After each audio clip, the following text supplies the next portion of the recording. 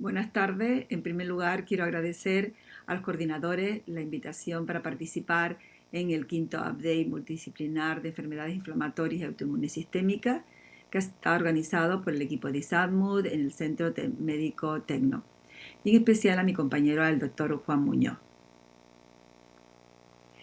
Estos son mis conflictos de interés y voy a llevarme por un índice. En este índice comenzaré por hablar de los fármacos biológicos innovadores y biosimilares, del gasto de biológicos en Europa y España, la evolución de uso de biológicos innovadores y biosimilares en nuestro país, cuál ha sido el impacto de los biosimilares en el patrón de prescripción y al final haremos unas conclusiones.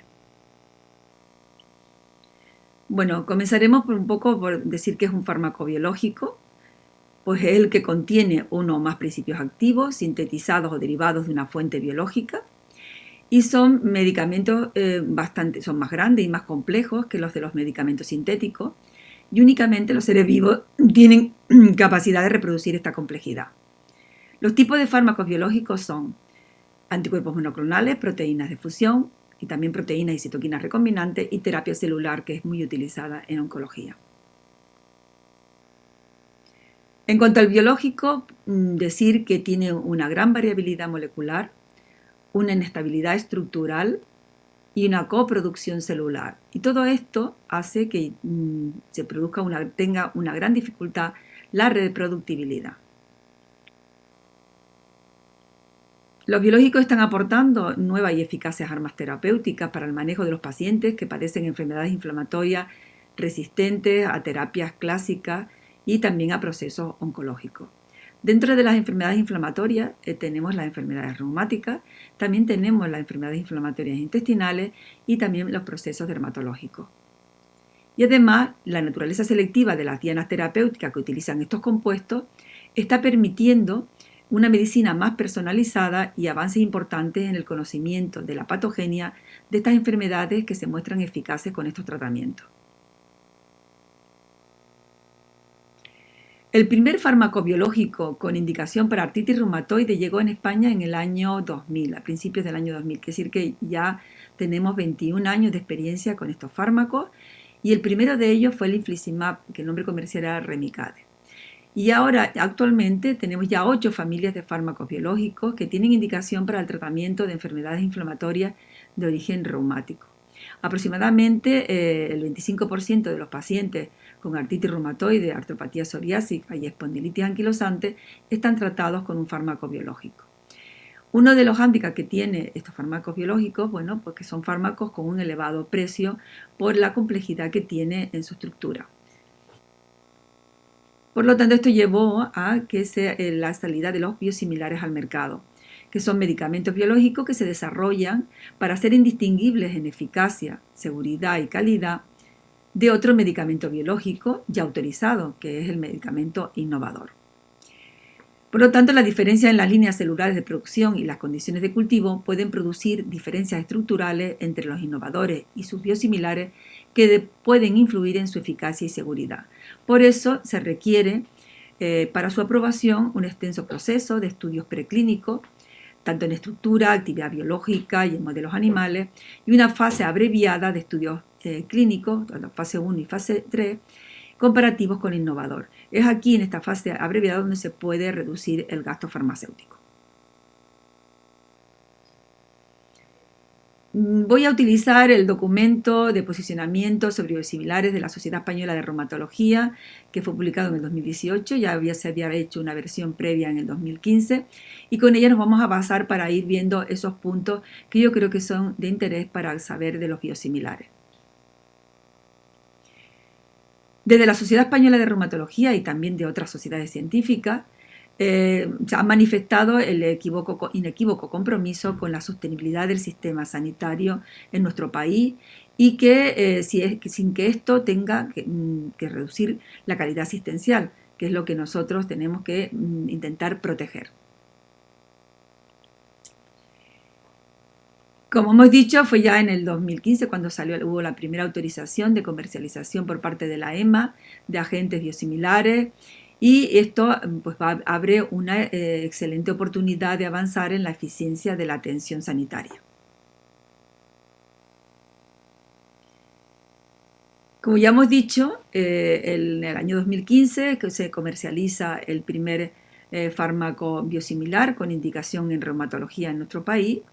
Aquí tenemos los cuatro fármacos, el infliximab, etanercept, rituximab y adalimumab, y sus fármacos biosimilares. Tenemos que en el caso de infliximab tenemos el Inflectra y el Remsima, que son ambos CTP13, pero que lo único es el mismo, pero comercializados por dos casas diferentes. Y de cada 100 pacientes con biológicos, el 20 utilizan un biosimilar. En esta otra tabla, lo que he querido ponerle es realmente una tabla que de una editorial que hicimos el doctor Federico Díaz y yo en reumatología clínica, para que vean que no solamente estos fármacos son los aprobados en España, pero que la EMA ha aprobado muchos más fármacos biosimilares de estos 4 principios activos. En cuanto al mercado de biosimilares y biológicos, bueno, pues esto es una tabla europea en la que podemos observar que en 2015, que fue cuando empezaron los biosimilares, nos encontramos que al 2020, bueno, pues ha habido un crecimiento de un 9%, mientras que el 91% restante son de otros biológicos. Pero hay una previsión de que dentro de 5 años el 58% sean de biosimilares y el resto sean de otros biológicos. En cuanto al mercado de biológicos en España, si excluimos los pacientes oncohematológicos, vemos en esta tabla, he querido ponerle la diferencia de mercado entre el 2019 y el 2020. El gasto total de biológico en el 2020 fue de 1.721 millones de euros. La diferencia entre el 2019 y el 2020 fue de un 7,9%. Si lo separamos por innovadores o biosimilares, vemos que el crecimiento de los biosimilares fue muchísimo mayor. Un 43,8% creció los biosimilares del año 2019 al 2020. En cuanto al gasto por especialidades, bueno, pues reumatología sigue siendo la que tiene más gasto en biológico. Vemos que el 37,7%, digestivo el 32% y dermatología el 20,2%. De los anti-TNF tenemos que ha habido una reducción del gasto entre el 19 y el 20 de 5,3%, y todo ha sido a expensas fundamentalmente del crecimiento de los biosimilares. Sí, vemos aquí el uso de biosimilares, tanto en innovadores, con innovadores o biosimilares, un comparativo, que como ha sido en España, y vemos que en el 2015, que no estaban los biosimilares, a partir de ahí vemos que ha ido en aumento los biosimilares, y llegamos en el 2020 a que el 70% de los pacientes que en primera línea están utilizando fármacos biosimilares y el 30% innovadores. Es que ha habido un crecimiento muy importante en los fármacos biosimilares. Vamos a ver los puntos que sí nos gustaría comentar. Por ejemplo, ¿qué suponen los biosimilares en el hábito de prescripción? Bueno, pues que realmente se está priorizando los biosimilares en pacientes naïf. Esto viene dado porque realmente el precio de los biosimilares son similares al metotrexato subcutáneo. Y también con esto lo que estamos haciendo es utilizar más precozmente posiblemente la utilización de fármacos biológicos por el que el precio es mucho menor. Tenemos ahí un riesgo que es el de forzarse switching entre biosimilares. Realmente tengan en cuenta que este switching entre biosimilares no hay evidencia científica, y esto también complica mucho la trazabilidad. Y también nos da un poco una visión mercantilista.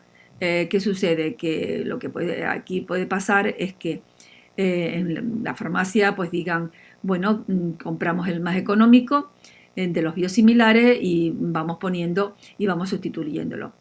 Esto es casi considerar que un biosimilar es un fármaco genérico, y esto no es así, y podemos llevar a tener problemas de trazabilidad y problemas de efectos secundarios que no podamos saber a qué era debido.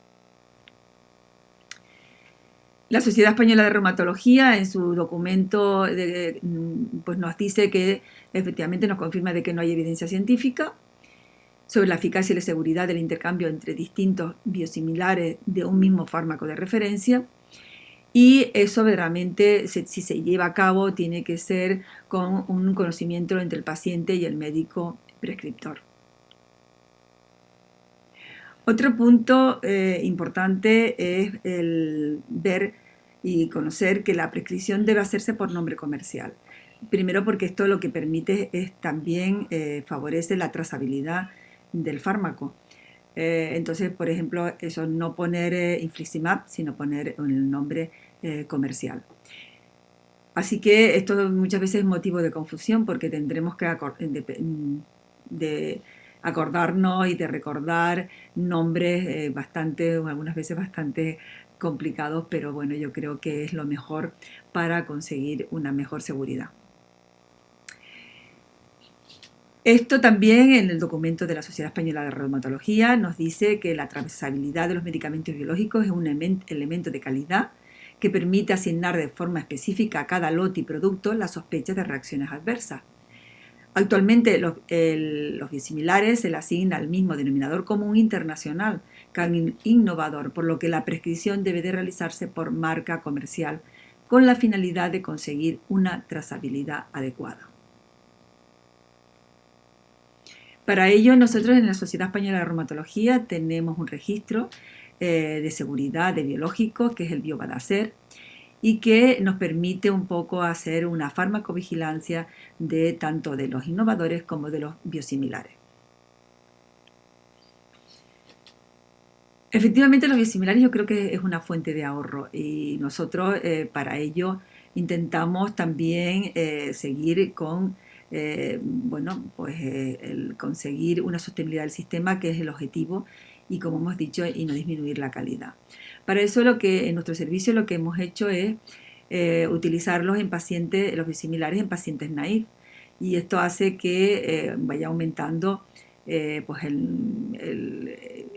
número de pacientes que podemos incluir y con menor gasto. En pacientes que tienen tratamiento con innovadores, en muchas ocasiones nosotros le hacemos el switching, pero nosotros tenemos un protocolo que yo se los voy a comentar, pero que puede ser muy discutible, que es que los utilizamos y hacemos este switching en pacientes con enfermedad estable, en remisión o con baja actividad. Tienen pacientes que a lo mejor solamente han utilizado un primero o una segunda línea y que están en remisión o en baja actividad, y entonces consideramos y podemos pasarlo a un biosimilar. O verdaderamente si ha tenido una respuesta muy rápida, menos de 6 meses, a un innovador, los pasamos a biosimilar. Lo que nunca hacemos es, si nos ha costado entrar en remisión a un paciente o conseguir una baja actividad, y ya lleva varios fármacos biológicos, no hacemos switching porque nos estamos arriesgando a que podamos fracasar. Todo esto, pues lo hacemos basándonos también en un uso racional, en una integración y pensando también en el ahorro. Entonces, yo creo que la información con nuestros pacientes sobre el ahorro que hacemos, sobre la eficacia y la seguridad de los biosimilares es muy importante y es una clave para conseguir que esto realmente sea un uso a largo plazo, que es lo que nos interesa. La medida que tiene un mayor impacto para el uso racional de los biosimilares es el reconocimiento por parte de médicos, pacientes y autoridades sanitarias de la necesidad de generar ahorro para el sostenimiento de nuestro sistema de salud. Por lo tanto, el diálogo basado en el conocimiento y la comprensión y la sensibilidad de los pacientes se podrá conseguir con todo ello un uso racional y consensuado de los biológicos y los biosimilares, porque yo creo que es la parte más importante y donde tenemos que tener y trabajar. Eso también está argumentado en el documento de la Sociedad Española de Reumatología. Nos dice lo mismo, que el uso óptimo de los biosimilares requiere diálogo e interacción continua entre médicos, farmacia hospitalaria, asociaciones de pacientes y entidades reguladoras. Y bueno, ya para finalizar, lo que he intentado es un poco resumir y llegar a unas conclusiones que les vamos a comentar, y qué es lo que me gustaría que se quedaran con ello y llevar a casa. Los biosimilares son productos fiables que han aportado eficiencia al sistema sanitario, que por lo competitivo de sus precios los biosimilares han modificado la pauta de prescripción en pacientes naïve a biológicos, que los biológicos pueden ser intercambiados por biosimilares solo dentro de la relación médico-paciente y dentro de un marco protocolizado, que la seguridad de los biológicos y los biosimilares exige y garantizan su trazabilidad mediante la prescripción por nombre comercial, y que el éxito de los biosimilares depende de que todas las partes implicadas entiendan que el ahorro que supone y de informar adecuadamente a los pacientes sobre la eficacia y seguridad de estos compuestos a largo plazo. Es decir, porque tenemos que evitar el efecto nocebo que podemos transmitirle al paciente en que sea solamente por un hecho de ahorro, sino demostrarle e informarle adecuadamente sobre esa eficacia y seguridad. Bueno, pues nada, por mi parte, muchas gracias. Y bueno, aquí estamos en Tenerife para lo que quieran y cuando quieran. Muchas gracias de nuevo. Muchísimas gracias, doctora Bustabat. La verdad es que es un placer tenerla conectada hoy en nuestro quinto update. Hay varias preguntas, pero ya estamos fuera de tiempo. Solo queríamos hacer una, si nos puede contestar, y es si realmente cree que es el momento de empezar a hacer switch ya de los biosimilares o debemos de mantener los mismos tratamientos que llevaban los pacientes. Buenas tardes, gracias por la invitación y encantada de estar aquí. Bueno, lo que me la pregunta que el switching entre biosimilares o el switching de un innovador a un biosimilar. Ahí está. Lo que nos pregunta la audiencia es de un innovador a un biosimilar. Es lo que nos preguntan. Yo creo que eso ya lo tenemos bastante aceptado. Creo que de un innovador a un biosimilar no tenemos que tener ningún problema en absoluto, siempre que nosotros seamos los médicos los que decidimos, relacionándonos con el paciente, que es en beneficio del paciente y en beneficio también de la eficiencia de lo que estamos poniendo. Yo creo que ahí no tendríamos que tener problemas. Nosotros lo que hacemos es lo que comentaba, que un poco si un paciente nos ha costado entrar en revisión, entonces a ese paciente somos un poco reacios a hacerle el switching. Pero un paciente que está en primeras líneas de innovador o que no ha costado nada mantenerlo en remisión, yo creo que sin ningún problema. Y los pacientes lo aceptan muy bien, hablando con ellos, se les explica bien y realmente en esa relación médico-paciente es la que tenemos que nosotros manejarnos. Totalmente de acuerdo, doctora Bustabat. La clave del éxito es la relación médico-paciente y no que te impongan que tengas que cambiar o dejar de cambiar nada, ¿no? Efectivamente. Porque los pacientes no entienden, si se les dice que solamente es por un ahorro, el paciente lo que va a pensar es que, bueno, me están dando el más barato y vamos a ver ver si realmente es eficaz o no. Entonces hay que hablarles de la eficacia, de la seguridad que tienen, de que todo lo mismo, y encima lo que estamos intentando es poder ahorrar y de esa manera también podemos administrarlo a más pacientes que también lo necesitan. Pues muchísimas gracias, doctora Bustabat, por cerrar este quinto update. Es un placer tener a la presidenta electa de la Sociedad Española de Reumatología con nosotros.